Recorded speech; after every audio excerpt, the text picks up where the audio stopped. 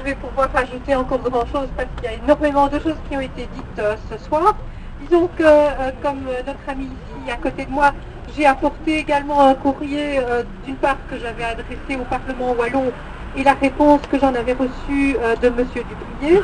Je ne vais pas vous la lire de manière complète, c'était évidemment une lettre demandant à une réflexion profonde du Parlement concernant ce TSCG, la situation d'austérité dans laquelle il va nous plonger, nous demander évidemment un débat parlementaire et que la parole circule de manière réelle. La réponse que j'ai eue, en tout cas la fin de la réponse, parce qu'il y a pas mal de choses qui sont obsolètes dans cette lettre, qui date tout de même du 6 mai, il est indiqué donc en tant que président du Parlement, je veillerai particulièrement à ce que le débat de fond ait lieu et serai attentif à toute demande d'audition qui pourrait être transmise par des parlementaires. Je pense que c'est important de le rappeler que de cette façon, il y a aussi eu un engagement de la part du président à faire en sorte que les choses se passent de manière démocratique et je crois qu'il ne faut pas l'oublier. Rappelons aussi que la signature du TSCG, c'est en fait nous mettre dans une obligation de devoir rembourser en partie évidemment la dette publique de ce pays de manière à arriver à 60% du produit intérieur brut, alors qu'aujourd'hui nous sommes à peu près à 104-105% de ce produit intérieur brut. C'est une idée intéressante et le président en avait parlé la fois dernière, réduire la dette publique, voilà qui est magnifique, mais rien ne dit évidemment que ce sont les personnes qui profitent de la crise aujourd'hui qui payeront l'addition une fois qu'elle sera présentée. Qui va payer l'addition? Eh bien évidemment, comme on peut l'observer en Grèce, comme on peut l'observer en Espagne, ce sont toujours évidemment les couches de la population les plus précarisées qui vont devoir payer la note.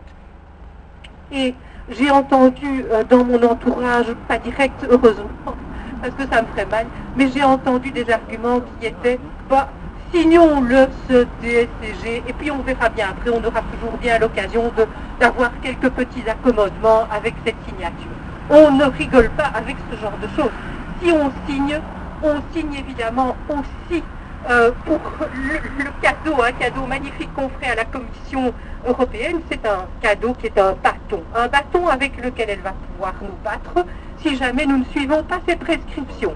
Elle s'est évidemment dotée dans ce traité d'austérité de tout un arsenal de sanctions économiques qui nous mettront dans l'obligation de respecter évidemment tous les prescrits du traité. Donc non, on n'aura pas l'occasion d'y échapper, ça c'est très clair. Je voudrais revenir peut-être à quelque chose de moins technique. C'est le fait de effectivement diminuer la dette publique en pensant aux générations futures, c'est très généreux. Mais moi je pense à la génération future, celle qui arrive maintenant à l'âge de 18, 20, 25 ans, c'est-à-dire ceux qui vont sortir des écoles, qui auront un projet de vie, qui souhaiteront s'installer, quitter le cocon familial, éventuellement aussi fonder une famille, que sais-je encore, eh bien pour ces jeunes, si ce traité d'austérité est signé, eh bien c'est terminé.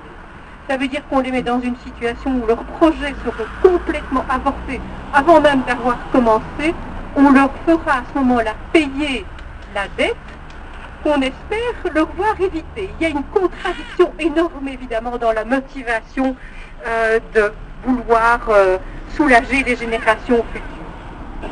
Je voudrais aussi souligner une chose, c'est que bon, je viendrai ici encore et encore autant que faire se peut.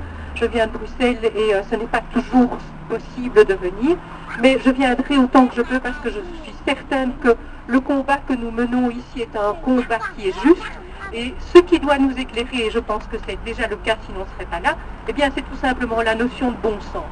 C'est du bon sens que penser que la signature du traité d'austérité n'est pas une chose correcte, n'est pas une chose juste, et donc je pense que c'est là notre guide en quelque sorte dans cette lutte. Je vous remercie.